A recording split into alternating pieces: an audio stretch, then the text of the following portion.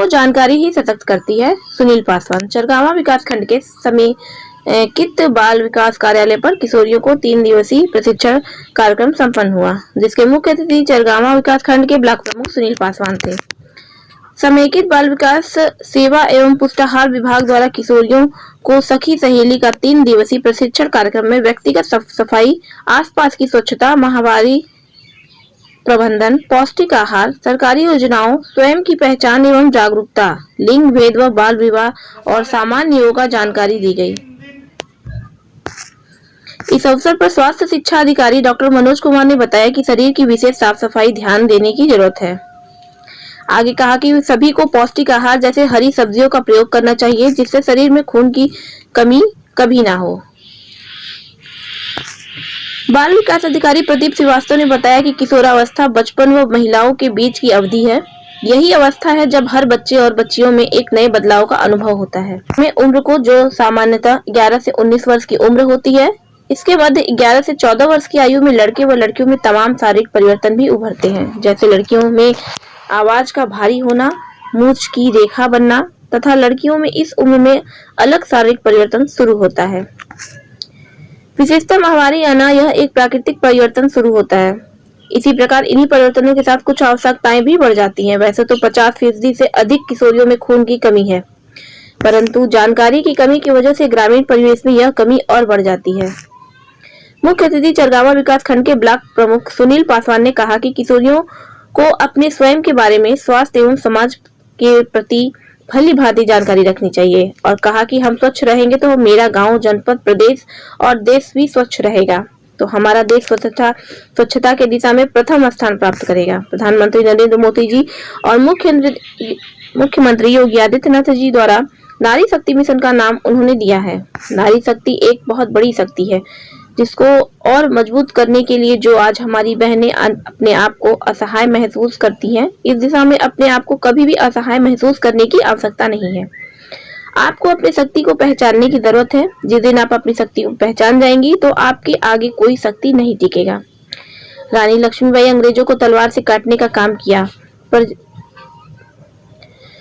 प्रशिक्षार्थी किशोरियों को sanitary napkin का वितरण किया गया। इस अवसर पर पूर्व जिला पंचायत सदस्य रामवृक्ष यादव, मुख्य सेविका रोशन आया, उर्मिला मिश्रा, रीता श्रीवास्तव, ओपी यादव, रमजान मीडिया प्रभारी संतोष श्रीवास्तव सहित आंगनबाड़ी कार्यकर्त्री उपस्थित अन्य लोग उपस्थित रहे। उसके साथ ही साथ हमारे सामने जो मातृशक्ति माताएं भी बैठी हैं, बहनें भी बैठी हैं, बच्चियां भी बैठी हैं। ये कार्यक्रम के विषय में आपको 3 दिन का जो आज समापन का कार्यक्रम है प्रशिक्षण का, इस प्रशिक्षण के विषय में आपको विगत 3 दिन से अवगत कराया गया होगा। कार्यक्रम किशोरी बालिकाओं को प्रशिक्षण के लिए था। उम्र 11 साल से 14 साल की उम्र को 14 साल की उम्र के बीच में हमारी किशोरी अवस्था में जो हमारी बहनें, हमारी बालिकाएं जो परिवर्तन, शरीर में परिवर्तन होते हैं, कई तरह की उसमें जरूरतें होती हैं। जैसे अभी हमारे डॉक्टर मनोज जी ने बताया, हीमोग्लोबिन की जो आवश्यकताएं होती है शरीर में, उसकी भी यहाँ पे जांच करके जो कमियां होती हैं उसको किस रूप में पूरा करना है। मुझे लगता है कि 3 दिन के प्रशिक्षण में आप पूर्णतः बताए होंगे और आप पूर्णतः इस दिशा में जान भी गए होंगी। और कई दिशा है इस किशोरा अवस्था से जो वयस्क स्थिति में जाती है, लगातार शरीर में परिवर्तनें होती हैं। उस परिवर्तनों को ध्यान में रखते हुए कई तरह की जैसे महामारी भी आती है, उसमें पैड भी जो सरकार की तरफ से आप पूरी सबके तरफ से ये व्यवस्थाएं होती है। इन सब दिशा में सुरक्षित रूप से कार्य करने की दिशा में कार्य करने की आवश्यकता है।